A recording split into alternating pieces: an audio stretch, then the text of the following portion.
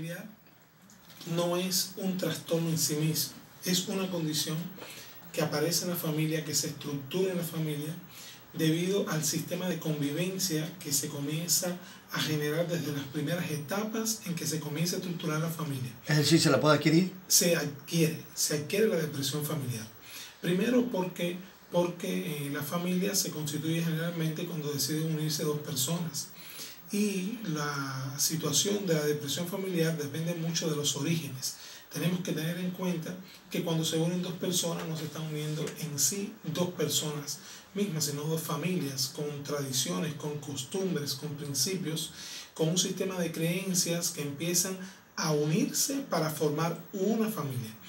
Entonces, en dependencia de cómo sean precisamente los sistemas de creencias y todo lo que hemos aprendido en la vida y las metas y los proyectos de vida familiares que nos propongamos, entonces es que esto va a determinar cómo van a estar el resto de los miembros que vamos a nosotros a ir formando en la medida que pasen los años.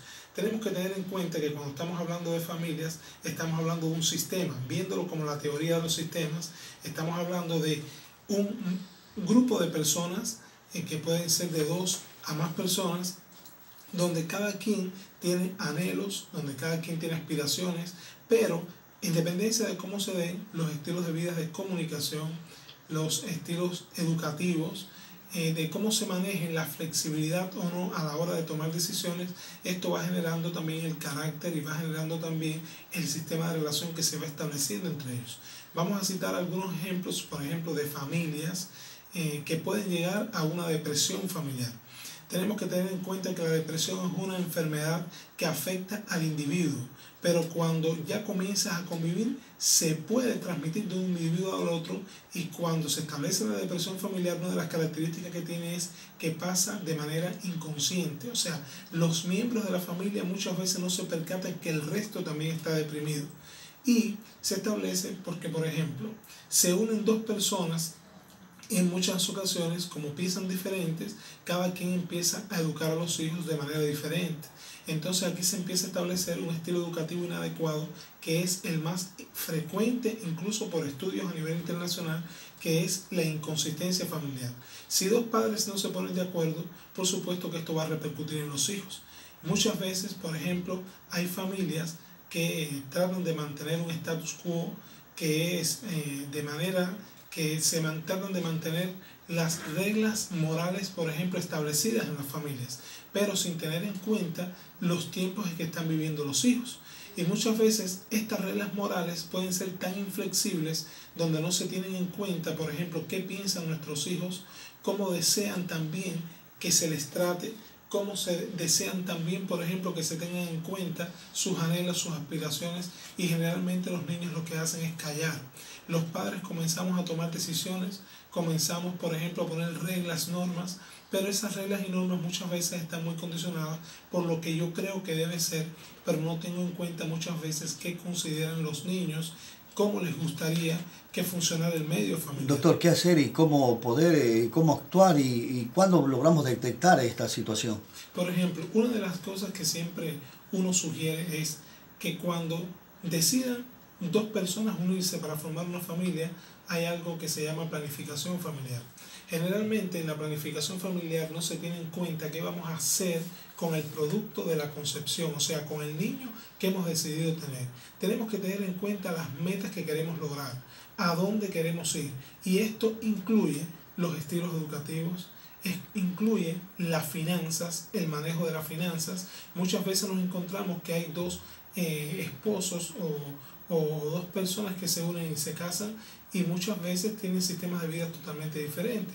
Personas que no están acostumbrados, por ejemplo, a hacer un buen manejo de la finanza, y por supuesto se ve afectada la economía. Si se ve afectada la economía, el estrés familiar aumenta, y si aumenta el estrés familiar, ya los patrones reactivos que vamos a tener tanto entre los adultos como de los adultos hacia los niños y entre los mismos niños se ve dañado. Asimismo, tenemos que tener en cuenta que dentro de las funciones de la familia también está, por ejemplo, el inculcar valores. En dependencia de cómo hayamos sido educados y cómo hayamos concebido la vida, entonces así también le vamos a transmitir valores a los hijos. A veces tenemos padres, por ejemplo, que unos están de acuerdo con que los hijos se pongan, por ejemplo, se hagan tatuajes y se pongan piercings. por ejemplo, y hay otros de los padres que no están de acuerdo. O a veces, por ejemplo, tenemos una familia ampliada, una familia extensa, donde viven, por ejemplo, abuelos, donde viven tíos, y todos tienen opiniones diferentes y manera de ver la vida diferente, donde al final todo esto repercute en los hijos. En este caso, ¿debe intervenir un profesional? Debe intervenir un profesional siempre. ¿Por qué? Primero, por lo que estaba comentando anteriormente. Debemos tener en cuenta que cuando existe una depresión familiar, para diagnosticarla generalmente se diagnostica sin el profesional tener pensado que la va a diagnosticar. Generalmente la carta de presentación son conductas extremas. O aparece un niño o un miembro de la familia que hace un intento suicida importante y es una de las causas que motiva a la familia a ir al especialista. En ocasiones, los adolescentes, otro miembro de la familia, está consumiendo drogas o está delinquiendo, y estas conductas sociales que son problemáticas y que son extremas son las que llevan a las familias a buscar ayuda. Entonces, ya cuando vemos esta situación, que comenzamos a profundizar y empezamos a trabajar todo lo que tiene que ver con psicoterapia de familia, entonces te encuentras una familia que de pronto comienza a llorar. Comienza a llorar un miembro y empiezan a llorar todos. Te pones a profundizar y te das cuenta. Y eso es un problema, ¿no? Y eso Depresión. es un problema tremendo. ¿Por qué? Porque además cuando una persona está deprimida, tenemos que percatarnos que además de tener deseos de llorar, tristeza, la motivación por las actividades que anteriormente resultaban placenteras se empieza a perder. El deseo de poder tener contacto con las personas también se empieza a perder. Y en muchas ocasiones los miembros de la familia no tienen deseos ni de comunicarse, no tienen deseos, por ejemplo, de escuchar opiniones de otros, no tienen deseos, por ejemplo, de comer, el sueño lo tienen afectado. Y cuando hay 5 miembros de una familia que todos de alguna manera están afectados, así llega un momento que nada funciona. ¿Hay un tratamiento frente a esto? Sí, uno de los tratamientos primero es hacer esta intervención familiar que estamos comunicando. En la intervención familiar, una de las dinámicas, de las terapias familiares que se brinda, se ofrece, es la dinámica familiar. Es una estrategia de trabajo en la que se pretende tener objetivos claros de que la familia pueda conocer cómo se ha estructurado esta depresión familiar. A partir de aquí, tratar de que las estrategias salgan o surjan de la misma familia con ayuda del terapeuta y poner metas que sean generalmente metas cortas en la familia para que puedan ser realizables y que éstas se puedan mejorar.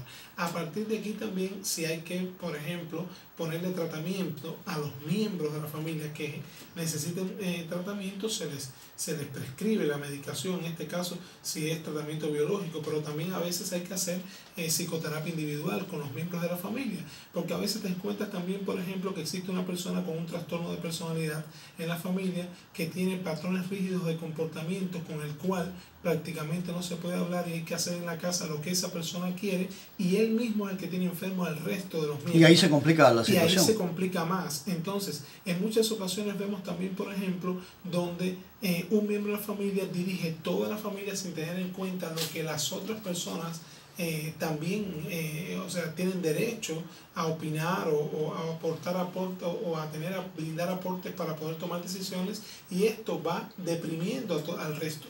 En otras ocasiones vemos familias, por ejemplo, con alta tendencia a la moralidad y que muchas veces intentan mantener una estructura familiar donde para el resto de la población parece que la familia funciona perfectamente. Sin embargo, cuando empiezas a profundizar, hay dificultades importantes en la comunicación, en la toma de decisiones hay dificultades también tremendamente importantes a la hora de inculcar valores también, pero al que pretender mantener una imagen que no es la real, también esto lo que hace es agravar la posibilidad del cambio, aumenta la resistencia para poder cambiar, porque le preocupa más lo que pueden pensar las personas que realmente la buena evolución de la familia.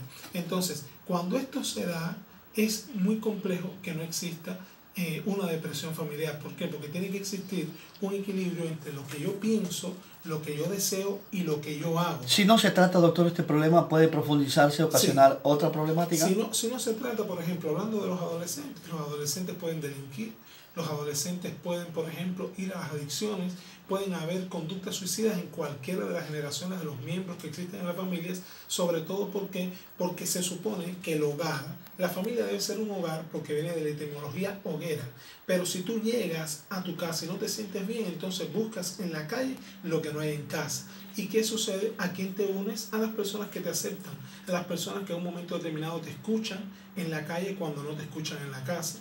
Las personas que en un momento determinado, en lugar de hipercriticarte, te ayudan a buscar soluciones aparentemente, pero sin embargo esto es un problema, porque esto realmente a los que les compete es a los miembros de la familia.